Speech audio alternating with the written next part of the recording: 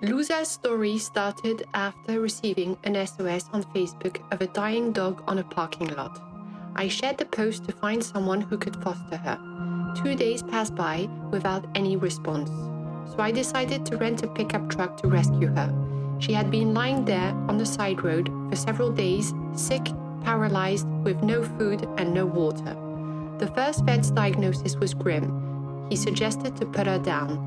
I asked him to keep her for one night at the vet clinic in order to get a second opinion, but he refused. I found myself with this paralyzed dog with Minge, and I had nowhere to keep her safe. Fortunately, a friend helped me to get another vet appointment. We took her there, and she received first aid treatment, food, and hydration. The next day, the X-ray showed 5 fractures and rigid articulations. A second grim diagnosis: amputate her legs or put her down. Out of the question to amputate her. Finding a home in Morocco for a healthy rescue animal is already nearly impossible, so imagine for a paralyzed dog. Forget it. For 2 weeks, I consulted several vets with her x-rays and got the same response each time. I was in tears, until one day, a vet accepted the challenge in a vet clinic in Bouchra, Morocco.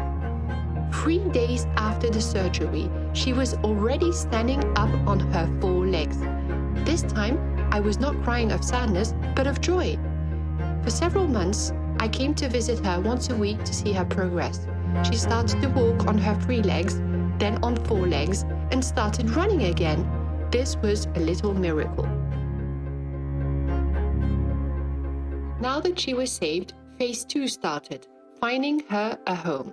Even if she was autonomous, Louza was still a handicapped dog.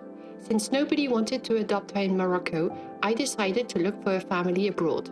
I found some very modest but very generous security guards who accepted to foster her in my city, Rabat, the time to do rabies antibody titration test and find a home. Each day after work, I would go and visit her. Over time, we formed a strong bond and connection. Jenny from Oxan was very moved by the story of Louza and by my determination to save her.